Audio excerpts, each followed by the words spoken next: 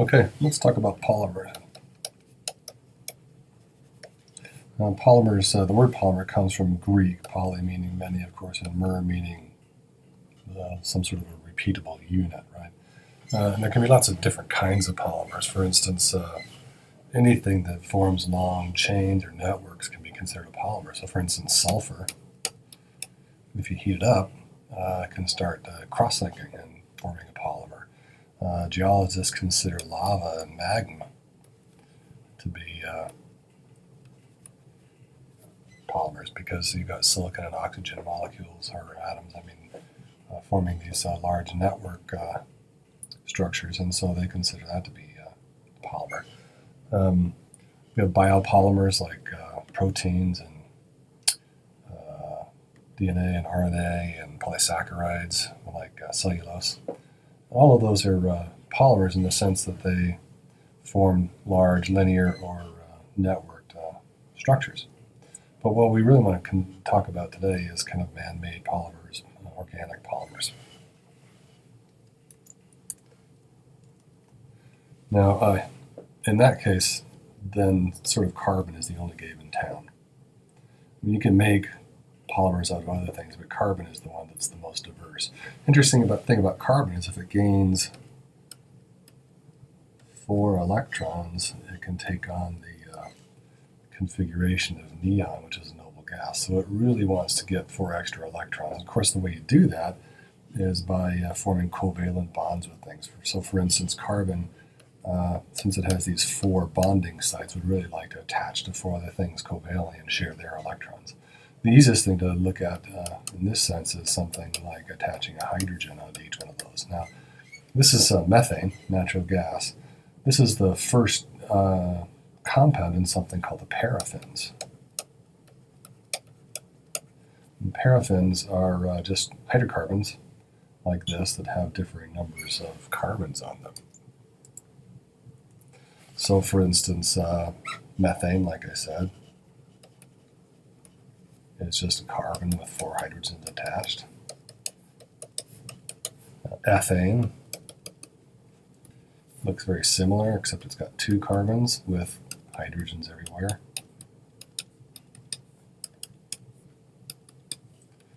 There's the chemical formula C2H6. And you can keep going. If you have 6, then it's called 6 carbons, it's hexane.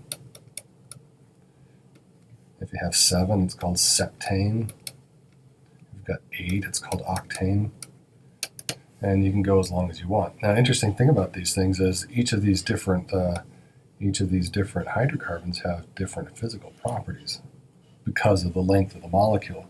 Methane and ethane are gases at standard temperature and pressure, but you get up towards hexane and septane and octane. These are liquids at standard temperature and pressure.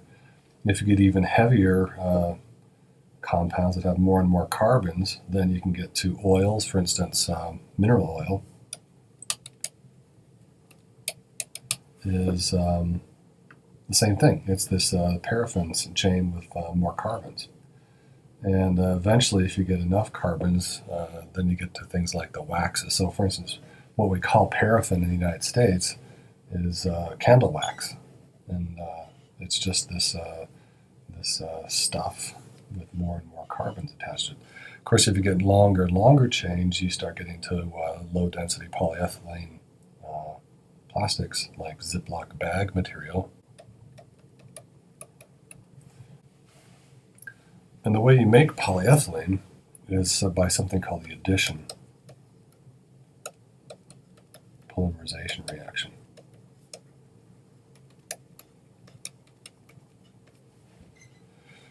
And you start out with something called ethylene, again, which is a gas at standard temperature and pressure. Now, ethylene looks kind of like ethane that we were just talking about, except instead of having 2 more hydrogens there and there, it has a double bond here.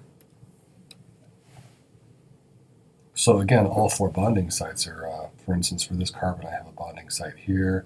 That's 1, 2, and then this double bond makes 3, 4.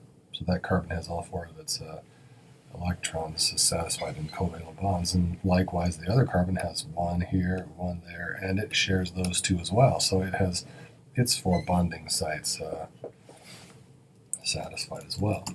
So ethylene gas is fairly stable.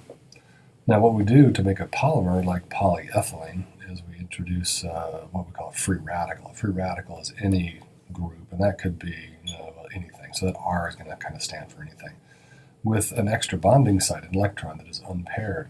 One of the ways of getting a free radical like that is, for instance, peroxide, where peroxide is some group, what's called R1, bonded to, covalently bonded to an oxygen, which is covalently bonded to another oxygen, which is maybe bonded to another group, which we'll call R2 there. And again, these R's can be anything, right? So this oxygen-to-oxygen bond right there is kind of unstable, and if you heat it up, it can actually break. So now we've got this thing where we've got an R bonded to an oxygen, now with an unsatisfied bond there. And the same thing over here, we got an oxygen with an unsatisfied bond. The other one is bonded to that R2 guy right there. So this guy right here itself is now a free radical because of that extra bonding site. That's what we're talking about here, where this R is going to represent this entire thing, right?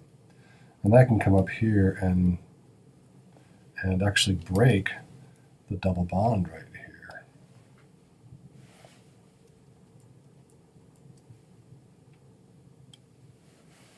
And bond onto that former ethylene molecule. It's now no longer an ethylene molecule. It is now this right here we call the repeat unit for polyethylene. But it's got this bond over here with this group over there, and then this unsatisfied bond right there. So what you can do is you can actually start, this is now a free radical itself. See, this whole thing right here looks like this again. It's just a group of stuff with an unsatisfied bond right there. So that's a new free radical. So now what you can do is bump into another ethylene molecule and continue the process here. So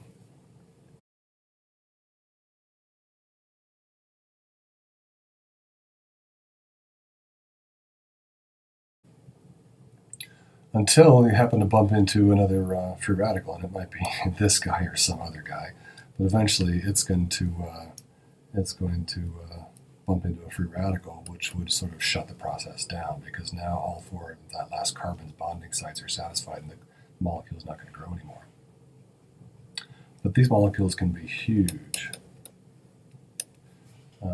They can be tens or hundreds of thousands of carbons long.